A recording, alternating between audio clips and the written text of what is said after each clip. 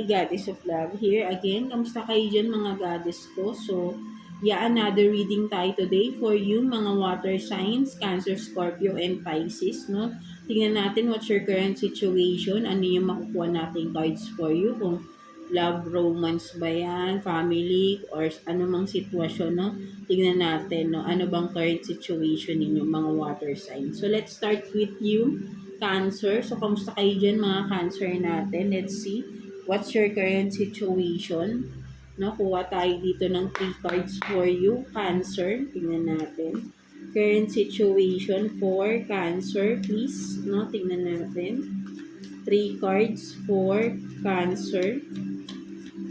3 cards for Cancer. Tingnan natin.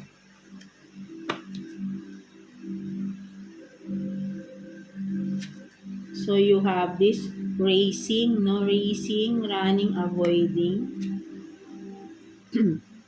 pretending, ito, pretending, fake, living beyond means, no? So merong fake dito, no? So and then access granted, no? Social media, fake profile. So I think, no, for some of you, Cancer, kung kayo man ito, no, current situation, sabihin natin na hindi kayo nagiging totoo sa sarili ninyo, Cancer, no? So, kung ano yung pinapakita nyo behind, social media, no? Or nakikita ng mga tao sa paligid ninyo, hindi yun yung totoong kayo, no? Maybe, sabihin natin with the racing here, running, avoiding, no? Meron kayong mga trauma, no? Ayun yung nakikita ko. May trauma ba kayo na parang ayaw nyong maungkat? That's why parang you are pretending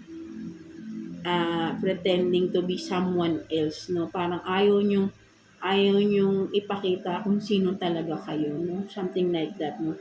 Ayaw mo nang maalala kung ano yung nakaraan, no? Parang that's why you are running from the past, no? So, ayun yung nakikita ko dito, no?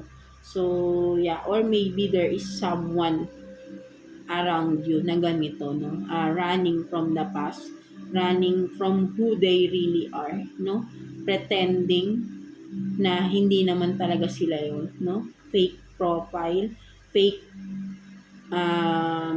personality, no? Nagpe-pretend, no? Something like that, no? So, merong ganun dito, no? Mga Cancer, no?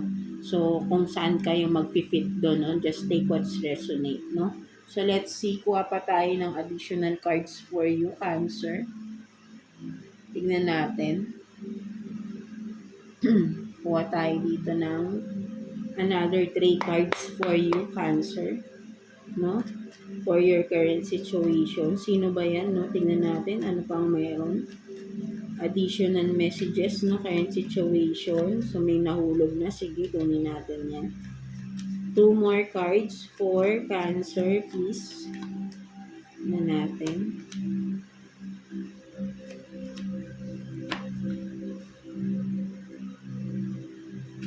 So, you have this, the Fool. No? Talagang may running nga, oh. Tumatakbo. And then the World. And 8 of Wands in reverse, no? So, makikita ko talaga rito, no, Cancer, there is a trauma, no? Parang sabihin natin you are living in a different world because may trauma ka na ayaw mo nang balikan, no? For example, tinatakuhan mo tong issue from the past, no? Ayun yung nakikita ko, no? And you are living in a world na parang ginawa mo para sa sarili mo, no? Something like that, no? So, ayun yung nakikita ko rito, no?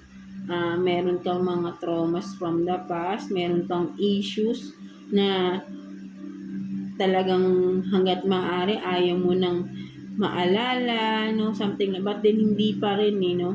Kasi bumabalik-balik siya, no? Bumabalik-balik itong trauma na to, no? Talagang may nagpapatrigger pa din sa inyo, Cancer, no? So, I think, no, kailangan mo lang dito ay harapin, no? Harapin at tanggapin itong mga kung ano man tong issue or trauma na to from the past. Hindi mo to matatakbuhan. You have to accept. No, something like that. No, so ayun yung nakikita ko rito. No, hindi mo kailangang magpanggap ka ng ibang pagkatao, ibang personality. No, kasi hindi naman ikaw yan eh, for some of you Cancer, no. So bakit mo ipe-pretend yung sarili mo? Nahihirapan ka din, no? But then, 'di ba?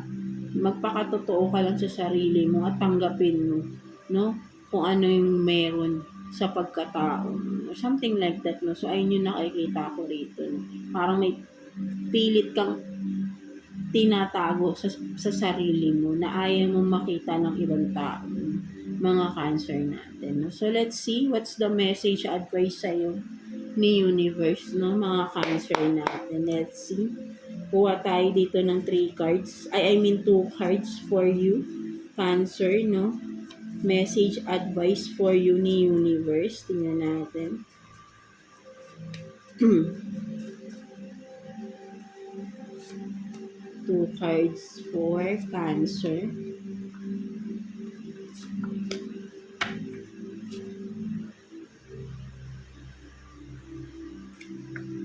So you have this renewal, reconciliation, reunion, and then gossips, no? Gossips, no? So, yan, nakikita ko talaga rito, no? Parang sinasabi sa'yo talaga ni Universe, no? Ang ina-advise sa'yo, with the reconciliation, nakikita ko reunion. Reunion to with yourself, no? Mga Cancer, no? Huwag mong talikuran kung sino ka, no? Instead, i-improve mo kung anong meron ka. Right? No, mga Cancer. Hindi natin maiiwasan ng mga chismis. No? Kung ano man yung meron sa pagkatao mo, tanggapin mo yun sa sarili mo. Hindi mo yan maitatago, matatakasan ng habang buhay.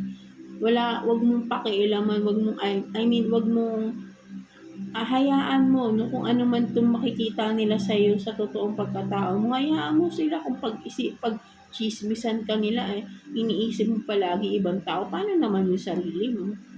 'Di ba? Ikaw yung mas nahihirapan because hindi ka nagiging totoo sa sarili mo, no? So why not maging totoo ka, no? So wala na sila doon, no? Hindi naman sila yung nagpapalamon sa iyo, right? Hindi naman sila yung dahilan para nabubuhay ka sa mundo, 'di ba? Ikaw pa rin naman ang gumagawa ng paraan para mabuhay ka sa mundo, no? So bakit mo iisipin yung mga chismis nila kung magiging totoo ka lang naman sa sarili mo, 'di ba? Something like that, no? So, ayun yung nakikita ko rito. Kailangan mo nang tanggapin kung anong meron ka. Ano yung pagkatao mo na pilit mong tinatago. Kung ano man to, no? For some of you, no? Ayun yung mas nakukuha ko. Reunion, reconciliation with yourself. Hindi mo yan matatalikuran ng habang buhay.